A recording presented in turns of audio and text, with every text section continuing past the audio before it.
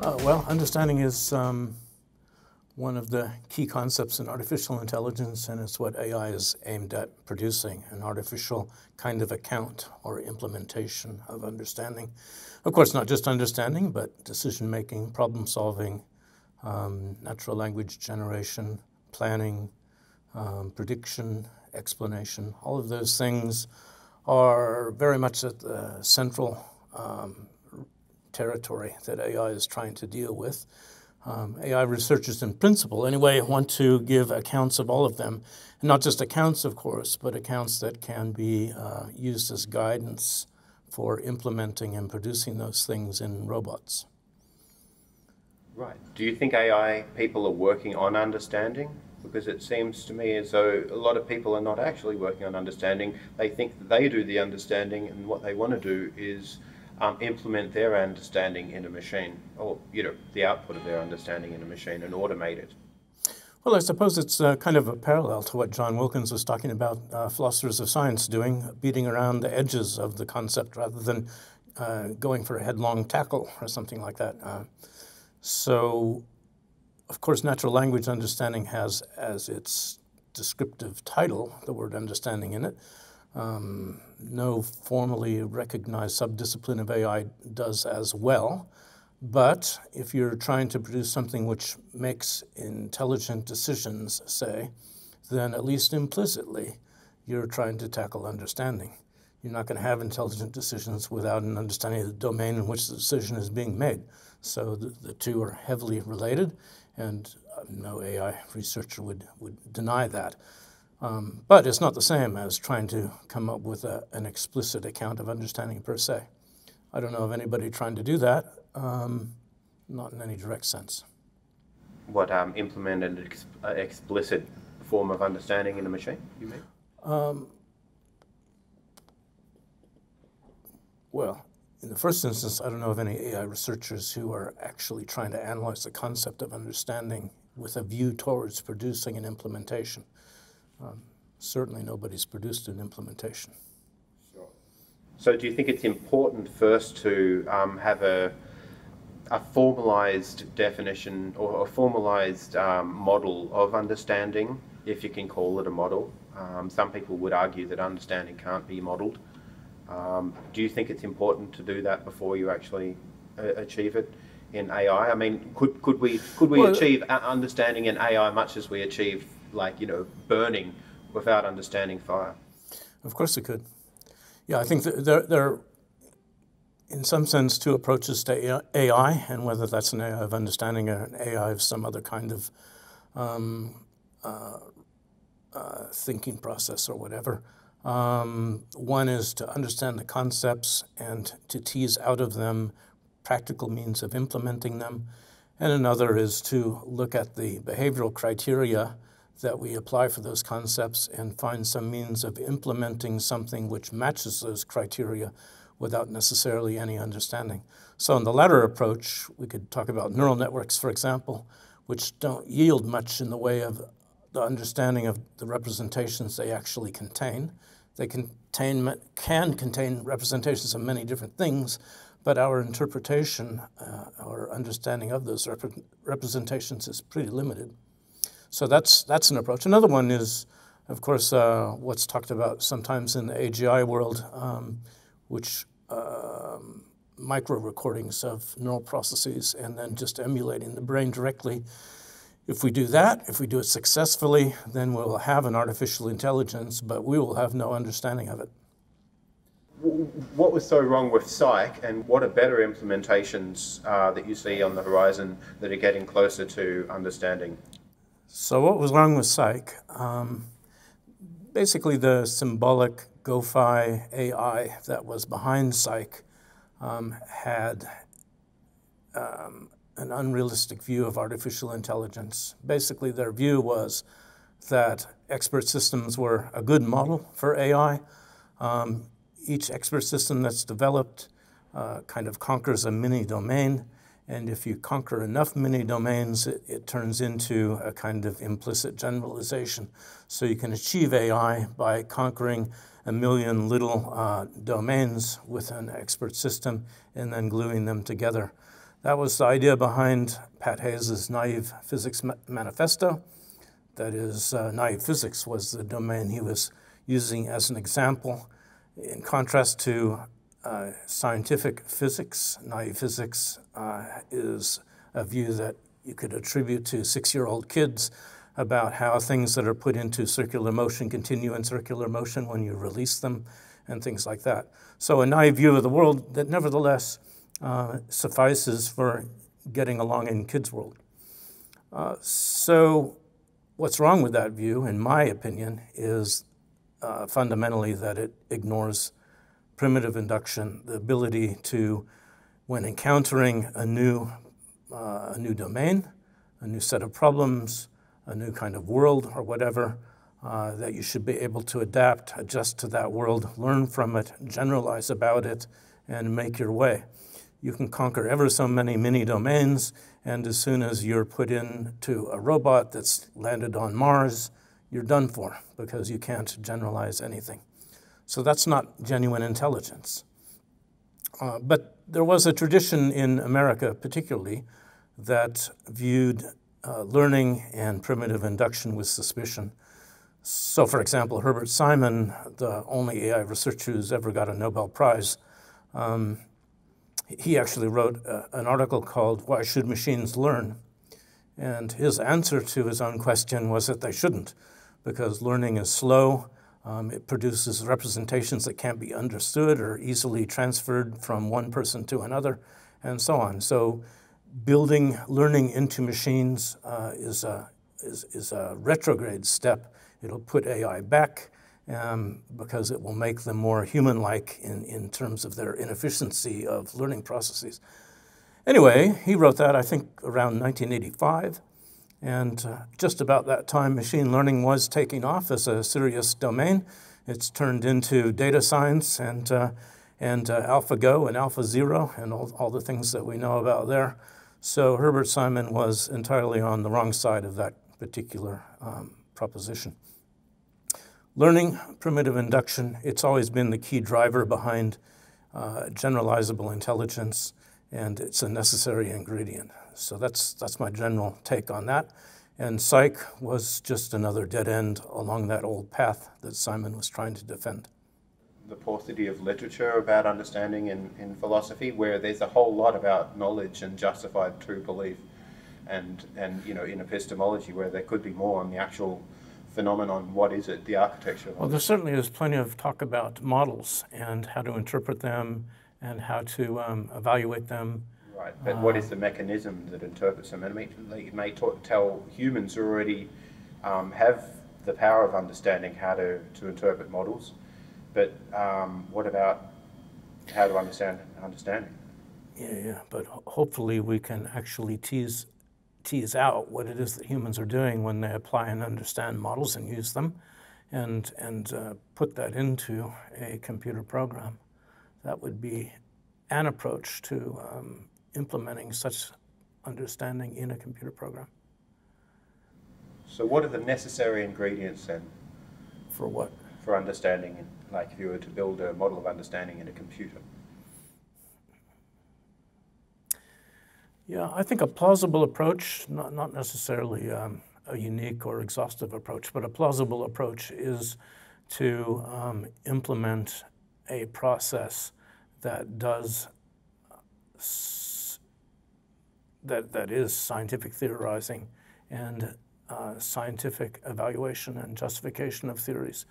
So, for example, making predictions and testing predictions to see if the theory is correct. That's likely to be at least part of the story.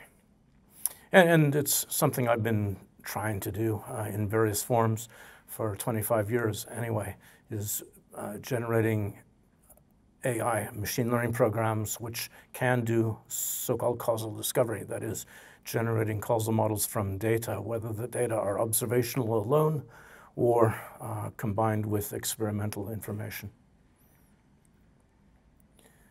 So I think causal models, causal explanations based on causal models, and the induction of causal models from data, all of those things are one of the key themes or whatever in human understanding. And implementing that in a computer program is, I think, a key or central attack on understanding. It's not necessarily, I don't write about it as an attempt to automate understanding per se, because there are other kinds of understanding that humans have, and I'm not clear about how to go about implementing those things. So I'm not pretending to do a general assault on automating human understanding. So I don't write about it in those terms. So if you read my writings, you won't see stuff like that. It doesn't mean that what I work on in causal modeling, causal learning, and so forth isn't about understanding. It is about understanding. It's just one slice of the pie. It's I think, one of the key and most central and most important slices of our understanding of understanding. But I certainly don't pretend that it's complete. To have a reasonable level of understanding, you think we'll have to have generality in computers before then? I'm not sure what you're asking. So for us to understand understanding, we have to be able to implement it first in computers. I would say no. That's an interesting question. I don't think so. But like, in order for so you think that understanding requires general intelligence? Yes.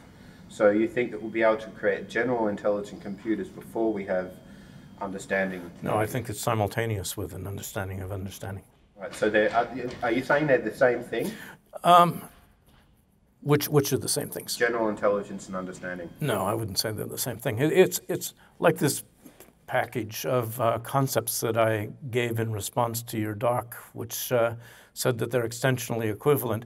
So extensionally equivalent are things like intelligence, learning, planning, problem solving, and so on. All those things are extensionally equivalent, meaning that anything which embodies one of those things, ipso facto, will embody another. It doesn't mean the concepts are the same. It doesn't mean that they're synonyms. They're not synonyms, actually. Intelligence and understanding are related but not synonymous. But in order to implement one, we must at the same time be implementing the other. So natural language understanding, for example, can't come before artificial intelligence generally, and AI can't come without natural language understanding. Well, maybe it could. We could have an AI which has some other means of communicating or representing intentionally issues to itself and so on. So it's not strictly speaking true. But if we're going to have an AI that we can communicate with, then natural language understanding and AI are going to be one and the same thing. What is cognitively unique about understanding in humans, you think, compared to other animals? Aristotle, of course, famously suggested language. Language is what we have and animals don't. But as an evolutionist, I would at least raise some qualifications about that. Other animals do communicate with one another, and at least some of them, some of the great apes, are able to communicate in things which seem to have some grammatical structure, and so they can do some kind of linguistic processing. They don't have our vocalization, but they can use sign language and other sorts of things. Certainly the linguistic abilities of chimpanzees and so on don't reach to our level, or crows or whatever. They don't reach to our level, but they're somewhere along the path towards that level. And no doubt, if we took charge of their evolution and started doing artificial evolution with crows and chimpanzees, it may well be the case that after many generations, we could produce something that was a lot closer to our level. So it's not strictly differentiating, but our abilities are well beyond theirs. And that's surely true of understanding as well. But I think problem solving would be a good domain to compare IQs, so to speak, of different animal species. Crows and other birds, ravens, whatever, and chimpanzees, and for that matter, dogs and so on, can show pretty good problem-solving ability. They also show some cognitive abilities that are maybe a little bit surprising, like deception. Dogs can pretend to be hungry or pretend to not know that they've done something which they know that you know they've done. So they have some relatively sophisticated abilities to behave in a cognitive way. Again, it isn't anywhere close to what an adult human can do, but it certainly is close or beyond what adult children can do, who are young children. So these are interesting aspects or points of landing points or whatever on dimensions of cognitive ability. So these animals, relatively sophisticated non-human animals, show some abilities along those lines. So I don't think there's a huge qualitative difference. There is a very large quantitative difference. You can call it a qualitative difference if you like. But as I said, I think if we adopted artificial evolution, we could push them along that scale a lot farther. Okay. So, like for instance, tracking. Like humans can track animals by looking at the direction of footprints and certain tweak So ranges. can predator animals. They can track animals, but do they do the same things as humans? Can they look at the footprints and determine a direction, or do they just do it by smell? I'm pretty sure they can look at footprints and interpret them. Okay. I mean, I'm not an animal psychologist, so I wouldn't stake my life on it, but it's just generalized evolutionist intuition, right? These are signals that the mountain lions and so forth can take advantage of, and why on earth wouldn't they take advantage of them? They have the eye capability, they have sufficiently complex brains to interpret that, so I'm sure they would. Maybe they do. But, well, whatever it is, there may be like a threshold of interpreting the environment in a way that humans focus on, because they don't focus on their smell or their hearing or their eyesight as much as maybe some animals that have evolved those senses more acutely than humans. Yes. In a sense, we've evolved a bigger brain at the expense of de-evolving. Well, in some sense, the human senses are kind of generalized in a similar way to the brain itself, right? We have very good stereoscopic vision, but we don't have hugely effective resolution in our eyesight. We have decent but not great auditory abilities, and we have relatively poor sense of smell. But anyway, obviously the brain makes up for an awful lot of that. And what are you asking? So instead of relying on instinctual abilities to make sense of the environment, to like have more like lock and key approaches to understanding the environment, we build more models and try and interpret those models and make sense of the environment. Yeah, we have to rely on the brain more than other animals do. I wouldn't say that other animals like mountain lions and tigers and so forth are simply relying on instinct. I don't think that's true. Yeah, right. I don't think that's true at all. I think they are indeed planning and problem solving, and as well as relying upon instinctual responses to smells and things like that. Yeah. I was just trying to tease out whether there was any useful sort of way to define what's salient about our form of understanding compared to other animals that would inform development in AI. Well, I'm not sure that that's terribly helpful, because of that very large complex of concepts that are related to intelligence, we excel so far beyond other animals in all of them that I don't see how you can tease apart anything particular about understanding there. Okay. All right. Well, then, how about? So let me ask you a question. This set of interviews reveals that you have a particular newfound interest in understanding. Why is that? Well, I've always had an interest in general intelligence, like for a while now. So I guess the framing of it, I see it as an aspect of cognition which seems like it's something that could be focused on a lot more than has been focused on. I get that intuition. I think that framing it, the way that we frame problems affects the way that we solve them. And I think that if we were to frame the problem of understanding as, trying to solve understanding rather than solve the problems that understanding solves, then we may be, I guess, taking a shorter path, making a more direct path towards achieving it. Yeah, Okay. that sort of thing. And I don't know, like maybe in the literature, I'm not aware, but as far as I understand, and other people have said the same in epistemology, that it doesn't seem as though there has been as much focus historically and in maybe a bit more in modern times on the aspect of understanding. Maybe what you're saying. As I was arguing about with John a little bit before, I do think the history of philosophy is largely the history of trying to understand understanding. It's not necessarily packaged that way exactly, but most philosophers who've dealt with epistemology or judgment or anything like that have been pretty directly, maybe not as explicitly as you like, but pretty directly concerned with understanding. I think that's less true of AI. In AI, there have been through the history of AI a series, I guess, of topics or issues that have kind of captured the imagination. So problem solving, for example, became a very big deal in the 50s with means-oriented search and so on of Simon and company. And so problem solving was like the hot topic or something for 5 or 10 years or whatever. And then people started talking about other things, neural networks, for example. That became hot also in around 1960 or a little before with Minsky's work and others. And then it became a cold topic when Minsky and Papert put out their book or the materials for their book Perceptrons.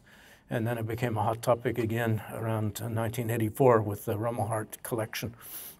Anyway, so it's gone through these waves, and understanding has never been one of those waves. So it's always been things that are peripheral to anybody's understanding of understanding that have been the hot topics.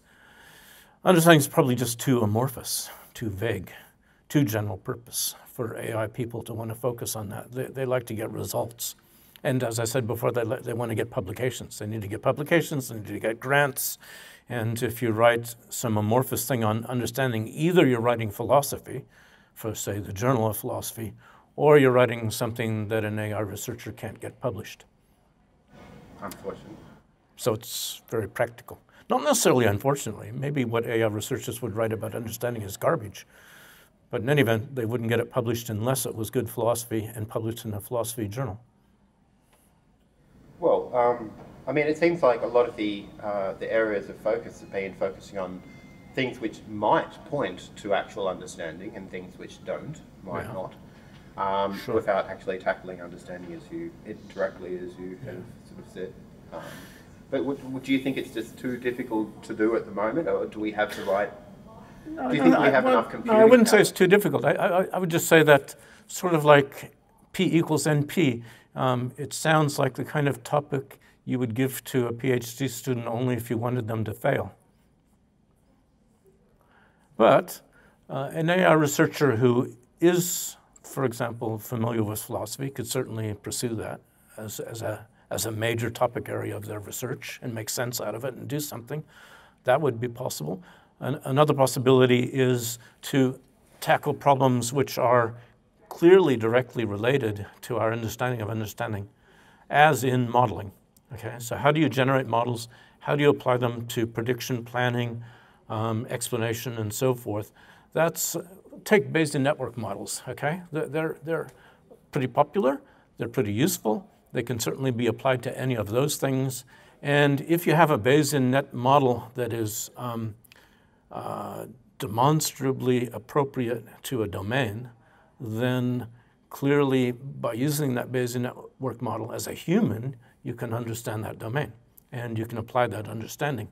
Furthermore, we know some pretty direct means of doing the same thing in a computer program. That is, if you have a demonstrably good Bayesian net model of a domain, we can build that into a system in a computer which will, in fact, exhibit the kinds of behaviors that we would say are criteria or indicators of understanding.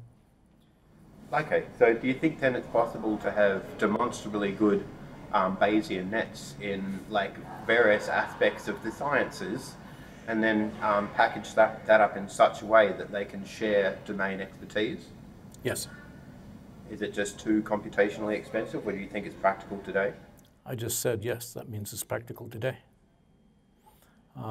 Piecemeal, it can readily be done. It is being done. It is not just readily doable. There are hundreds or thousands of applications where that has been done. What hasn't been done is general purpose techniques for acquiring and verifying and applying those models.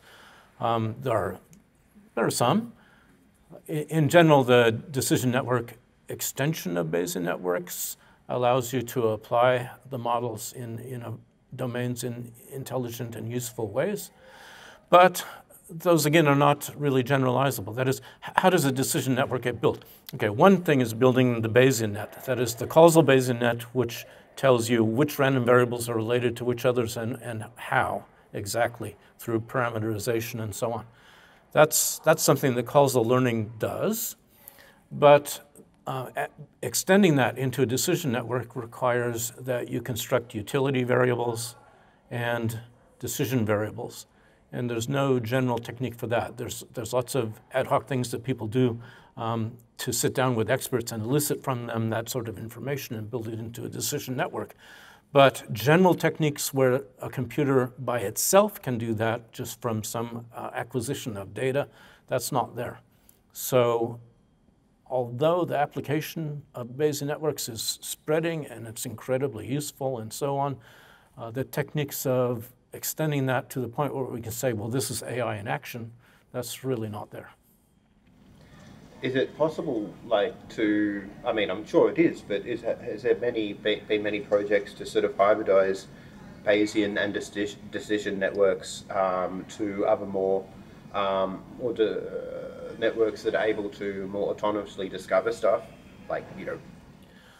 Well, there's certainly been work on automatedly generating Bayesian networks, causal Bayesian networks. That's the causal learning literature. It's quite a large literature, and it's growing.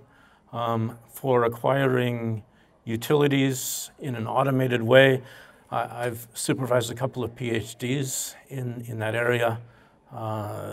They didn't quite pan out. I guess there were two main ones, or three main ones actually. And unfortunately, in all three cases, the PhD students gave up. I guess you could say it's too hard a problem, although there are particular issues that arose in each case. So it wasn't like they encountered a brick wall conceptually, they just fell apart for different reasons. But, you know, that's a really hard problem. How do you go from primitive sensors through some internal goop, which we don't need to get into at the moment, to causal models, decision networks, utilities, and so forth in application, automated, the whole thing automated from beginning to end? That is a really hard problem, and we're not there yet. So it does require, it does sound like it's a big problem. You by the way you describe it, from beginning to end, fully automated. Well, if you're going to fully automate everything, basically what you need is some low-level sensors, an ability to recognize patterns in those sensors, and to generate classes to generalize from patterns in the sensory input to classes. So you're doing an induction to concept formation, and then from there learning causal structures, and also some sensors which are giving you primitive sensory inputs in the form that can be understood as a source for utilities, rewards and punishments, for example, and then relating the concepts that you formed and recognizing instantiations of them with subsequent rewards and punishments, and building up a network of decision making that allows you to, as a robot, allows you to maximize your expected value. Well, concept formation exists as a research area, and perhaps even in practice as well. Yes. Yes. I mean, to what extent do you think some of the implementations there could be useful for hybridizing? Yeah, and there's reinforcement learning, which can be understood as a way of relating recognized classes as instantiated classes as leading to certain good outcomes and so forth. All of these elements are there in piecemeal, but nobody's ever put it all together. Yeah, I'm sure And people have put pieces together and it sort of worked, sort of almost getting there. well, yeah, my PhD students did that. They put all these different pieces together, and it sort of vaguely worked, and it didn't quite work, and it might have gotten there if they'd actually finished the project. Mm. You'd expect this to be like such an important problem. I just like that, you know, why isn't DARPA or some big... Why isn't DARPA interested? Because it's, whatever it's leading to, that sort of research, it's a slow, long road. DARPA's not interested in that. Not very, anyway. They want results. Same as grant committees. What sort of Sputnik moment would you say would qualify as a contender for inspiring people to a Manhattan Project on understanding in AI? Yeah, well, that's a possibility, actually. A Sputnik moment. Well, if you want something like a direct analogy, maybe some foreign government coming along and having an AI warrior go out and be truly effective in the battlefield. That would shock the hell out of everyone else. Like a Terminator. There you go. Especially if it was like a chromium skeleton. Yeah, especially if it could reform itself once you shoot it in half. Like a big sort of chromium blob. But what about an AI lawyer that went around and automatically sued people? Sued people? How about defended people? It's more of a need for that. Well, my friend Norman Fenton is doing some interesting work applying Bayesian networks to interpreting legal evidence, and he's had some real successes in undermining the cases put by some prosecutors in a misbegotten way. So there's an application area that's being actively pursued and with some real societal value. Well, actually, let's talk about the socially beneficial uses for an understanding, for a machine understanding. Look, we don't have to go full spectrum machine understanding. We can say, well, graduating towards sort of more of a higher level of machine understanding. What sorts of socially beneficial implementations can you see could be achieved that we can't just achieve in, well, the current standard of AI that we have today? Or could be achieved more effectively? I don't think that's a question that I'm going to satisfy you in responding to. As I've already said, I think understanding, intelligence, and so forth are all linked. So if we achieve one, we achieve the other. And so if we achieve a genuine, general concept of understanding, then we've solved the AGI problem. And what can that do for us? Well, there I'll start talking about the singularity and so forth, and the basic answer there is, who knows? It's beyond the veil of the event horizon. So, I mean, before we actually reach a singularity, or like a fast, like a takeoff scenario or something like that, there's going to be a time in which people are going to be probably unemployed or probably face a lot of difficulties and change because of AI. That's already happened. Yeah, I mean, even more so. Yeah, well, there the story isn't really AI in particular, it's technology in general. The internet, robotics, AI, etc., have all contributed to a number of shifts, like a shift in work availability, a shift in capital, and society is feeling the pressure from that. And sure, we really need to address that collectively as society. Because the way things are headed without any kind of, so to speak, societal intervention is highly problematic, to say the least. Humans find it difficult to understand politics because it's a really big area. There's so many players involved. There's so much deception involved. And, you know, how do you make sense of it all?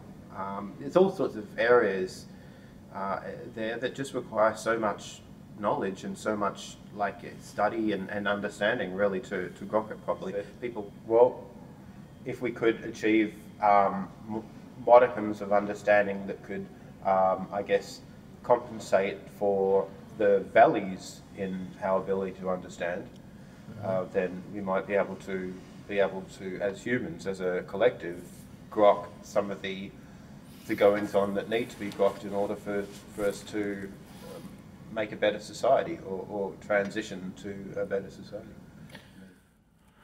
Well, I certainly think that potentially, at least, that as a society we can do better than as individuals. Nobody can understand everything about any one large domain, period, right? But the community collectively can. Take global warming, for example. What's involved in global warming? Well, there's obviously there's all kinds of things, physics and chemistry and meteorology and so forth. It's all interrelated, and there's nobody who has a handle on everything in it. But the scientific community as a whole not only can make sense of it, but has made sense of it, and there's a consensus about that. You're much more tolerant of those things than I am. I hang up immediately and then block it. Anyway, yeah, it wasn't a good, one day this will be an AI calling me and say, hello, can I please talk to you? Except that your AI assistant will have prevented the call from happening. Maybe. Anyway. But their AI is probably going to be a lot more stronger than my local one. It'll be a race, won't it? I mean, right now, look at us, we're just humans, we got supercomputers pointed at us, trying to sell us stuff. I mean, we have like companies like Amazon and Google and Facebook. They know us in ways that we don't appreciate. Yeah, I mean that's true. So something like, you know, they've got all this money to spend on like psychology experiments. They can go through the literature. They can, in a sense, make sense of our behavior by They have many of the best AI researchers. Yep. And so, I mean, we've got the best of AI research running on supercomputers pointed at us so that we buy stuff and to nudge our behavior. But do we have the assistance in our phones to block that? Eventually, yes. I think there will be an arms race, of course, so it'll never be perfect, but it'll be better. Or from time to time, it'll get better and then it will get worse. Let's put it that way. Can you explain the story? The arms race will periodically be won by different sides. Anyway, but there is an awful lot of stuff out there that isn't controlled by the mega companies. I mean, look at all the free software available to do lots of different AI things. There will always be contributors to that. There will always be rebels. So they will. I doubt that Google, for example, will end up conquering the world. If they did, that would be, of course, a dystopian kind of outcome. Yeah. I don't know. Yeah. I kind of have more faith in Google than I do a lot of other companies, but... Well, at least they say do no evil. Well, they used to. They took that away from their policy. Oh, it's been removed, unfortunately. Replaced by do evil? No, I don't think they have the word evil in it. Maybe they trashed it because it's not a... Anyway, I think Google pays lip service to ethical behavior, which is a lot better than Facebook. Well, okay, so in order for something to be like a crisp, watertight definition, at the moment we have... I don't believe in crisp, watertight definitions. I think that's just confused. I don't look to Ludwig Wittgenstein for very much of my ideas, but I think on the idea of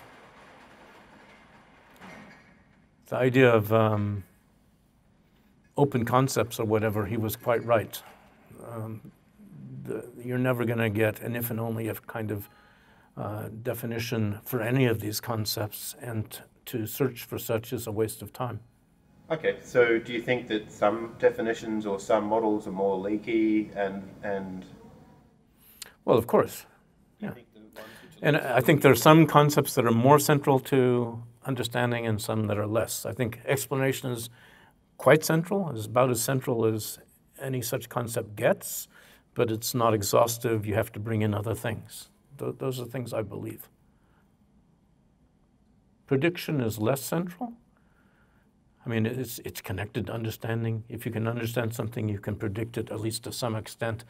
But there are so many examples of models, or representations, I should say, that we can use to predict that confer little or no understanding. So, for example, ensembles. Ensemble prediction is incredibly powerful. But given that you have 1,000 or more models contributing to the prediction, there's very little you can say about what's going on behind the prediction. It's like a neural network. So anyway, you could overemphasize prediction. You could say that understanding is intimately tied, if and only if, with prediction, let's say, and you'd be wrong. Whereas explanation is not if and only if exactly, but it's a lot tighter. Can you have explanations without predictions? Yes. I guess I'd say you can't have explanations without improved predictions. If you have a valid, legitimate explanation, then you're definitely predicting better than, say, some base rate. So if you're just looking at the frequency of rainfall in a district or something like that, and the base rate is like 0.1, and you have an explanation, and when you apply that explanation in a predictive mode, it's always predicting with 0.1 accuracy, then nah, that explanation doesn't cut it. Do you think there's some spaces in this space of all possible valid explanations for phenomena that can't be found through prediction or through sort of... I'm a realist in the philosophical sense, okay? So, in other words, I believe things like, if some system has generated some data that you're using to learn from, right, then there is one and only one, there's one and only one system that actually generated that data. It's whatever the reality was behind that data. There's another question about whether we can actually ever get a handle on what that system was. In other words, we have a model space for the phenomenon in question, and if we've in fact conceptualized the problem correctly, it may well be, it's not necessarily the case, but it may well be that there's one and only one model that corresponds to that system. In that case, the problem is to try to find that model. If we have that model, we can explain with it, and then in some sense there's only one true explanation within the language or within the model space. It may be that we have a model space which doesn't have that property, that there are multiple models which equally well describe the system. Okay, in that case, anything within that subspace of the model space would be adequate or valid, I guess, in your language. And that would be satisfactory, or we might have the union of all of those, all of the models in that subspace. What styles of artificial intelligence do you think may contribute to understanding machines in the future? Yeah, I don't have, I do have certain biases or whatever views on that, that's true, but I'm not dogmatic in the sense of saying that, you know, this kind of approach to AI is the one and only. I mean, AI histories are replete with people saying that their preferred method is the one and true way and everything else is garbage, but it's mostly just bullshit.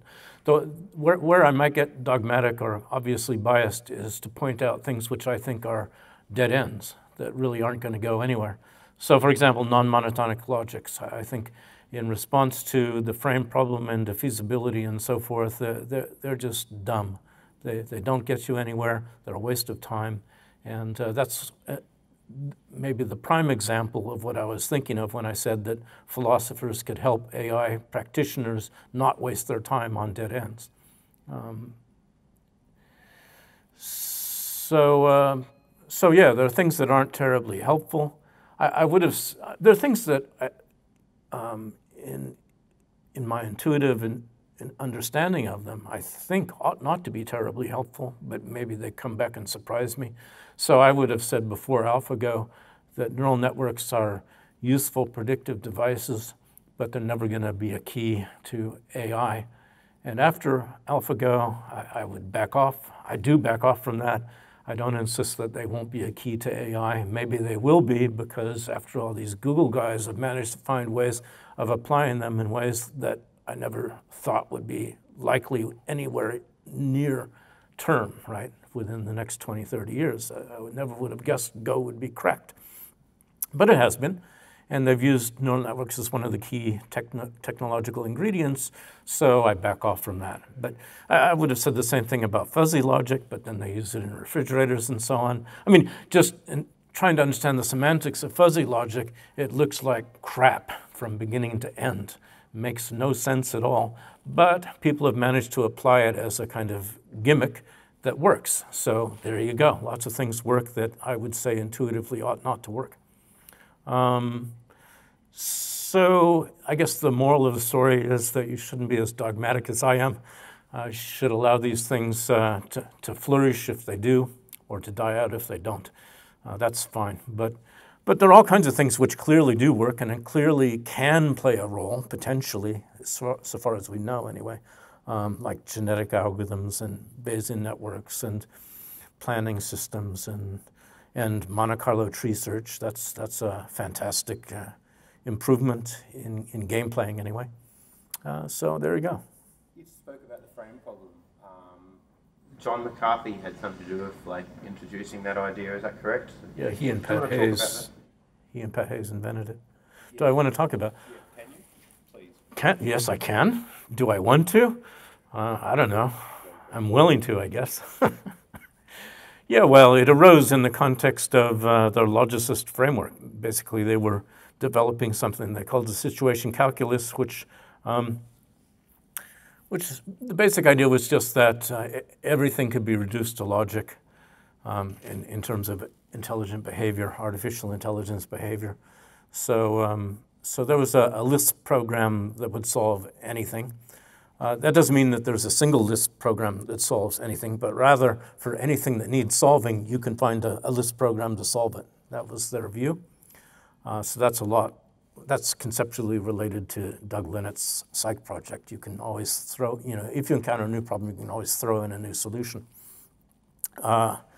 Anyway, so in their logic, they had fluents, which were predicting the future consequences of actions and events. They could predict the consequences of them, but it occurred to them that in order to solve a lot of real practical problems, the AI would also have to predict the non-consequences of its actions. And there they had a problem. Whereas humans don't have problems with some of the examples that they came up with. So Pat Hayes, for example, mentioned in one of his papers that if you ask somebody the question, or a robot using the situation calculus, you ask the question, if you pick up a cup of tea, where is the cup of tea? It has no problem with that because its fluent tells it that when you pick it up, it's at this new location that you've moved it to. Fine. But you ask the robot the question, when you pick up a cup of tea, where's the table it was sitting on? Then a situation calculus robot has a problem because that's a non-consequence of the table moving up, or staying where it is. There's a non-consequence of picking up the cup of tea, and it has no means of computing the non-consequences of its actions. That's the frame problem in a nutshell, or in an example. And so what about that? Well, one possible point is to say that it arises in the context of reducing artificial intelligence to logic programming, deductive logic. That's true, but that very same problem still has to be solved by anything that's implementing AI, whether it's logic limited or not. So my response to the frame problem is that it arose in the technical context of trying to implement the logicist program, but it is a general problem. Any AI is going to have to solve that. Humans do solve that. We don't know exactly how. It's the human brain, of course, but exactly how the human brain is dealing with non-consequences of things, we don't know exactly. But of course, we could just, on the opposite side, we could also say we don't know exactly how the human brain is dealing with the consequences of actions either, because we don't know how the human brain works, period. Yeah, we have lots of bits and pieces and stuff, but we don't know how it all works collectively. But anyway, I think the general answer to that sort of problem is to say that we need causal learning and causal cognition. Because if you have a true causal model of something, you can crank the handle and see what the future state of things is. The future state includes all of the consequences and whatever remains of the prior situation in terms of non-consequences. Causal models tell you what things do, but implicitly they also tell you what is not happening to the things that aren't being affected. So if we have a good understanding and implementation of causal cognition, then the frame problem is solved. Right, sure. So the way to solve the frame problem is through understanding, and the way through causal understanding in particular, because that's what the frame problem is directed at. It's not just any understanding; it's causal understanding. What aspects of understanding do you think will be most useful in helping AIs gracefully degrade at the edges of their competence and learn at the edges of their competence rather than catastrophically fail or just shut down? In other words, when a robot encounters the limits of its current understanding, it should be able to respond to that in a way that isn't catastrophic. Is that what you're saying? Yes. Yes. And learn, and maybe even make predictions about where that edge is, and try and push it out, learn more from.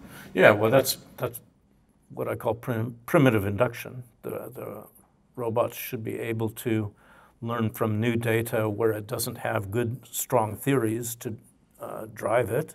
It should be able to build from the ground up, in a concept formation, etc., all this sort of thing, build up new theories to deal with the new domain.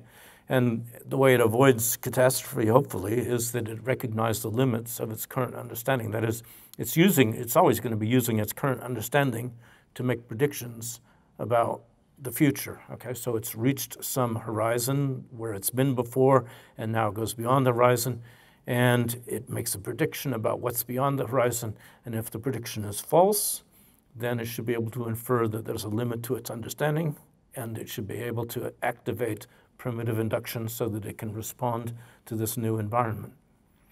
Humans do that. So far, robots don't do that very well. That sounds promising. So, I mean, what kinds of implementations that you know about try to do this, albeit not very well? Which ones have promise?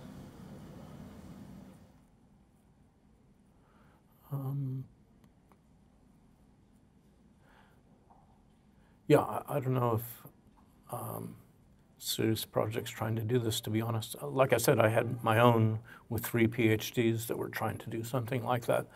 And I mean, it does arise from time to time in discussion and so on, but I actually don't know of any research projects which are aimed specifically at this kind of issue.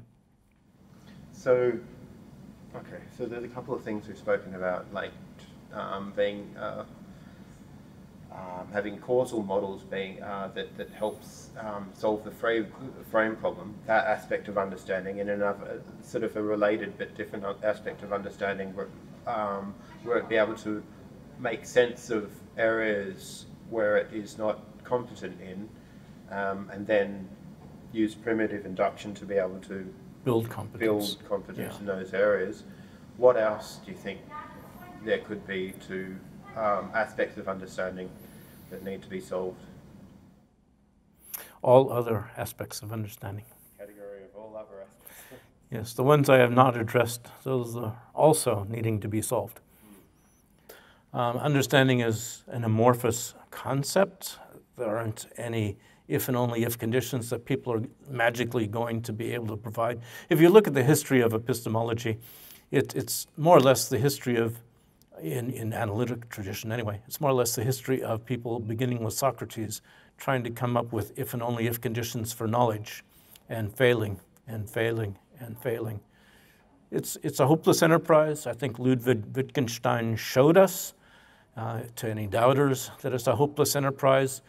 It doesn't mean that understanding is hopeless. It just means nailing it down some nice clean formula with if and only if in the middle of it That's hopeless. That's pointless. There is point, however, in finding criteria for attributing understanding correctly, or attributing misunderstanding correctly, or attributing total lack of understanding correctly. The criteria can guide us to a lot of things. It can guide us to how the concept of understanding relates to other concepts, and it may well guide us to being able to analyze aspects of understanding for which we can find, for example, correlates in the brain. And from understanding brain neuroscience and psychology, we may well be able to come up with models that we can implement that are method-oriented, that we can write a program for to stick into a computer program. So that project certainly has merit on the long term. And the overall project, of course, is producing artificial general intelligence. That's what it's really all about as a package that includes natural language understanding, planning, decision-making, learning, etc. All of those things go together. That's more or less my take-home message. And this is a really exciting time to be working on and thinking about AI. It's not just Google that's having achievements there. Lots of AI research is making progress. And the future looks promising for that. Not necessarily for employment for humans, but for what AI can achieve. The wider social problem of how to adapt society to a successful technology that reduces the amount of work and also the amount of income that people can take out of their work. That's a general problem. It needs to be addressed. And it's highly unlikely that AI researchers themselves are going to address that problem and solve it for you. Basically, talking to anybody in the wider world, it's your problem. You figure out how to deal with it. Excellent. So go forth and gracefully fail forward. Exactly. And try not to catastrophically fail backwards. Well concluded. All right, cheers. Thanks. Hammer handshake. Thank you.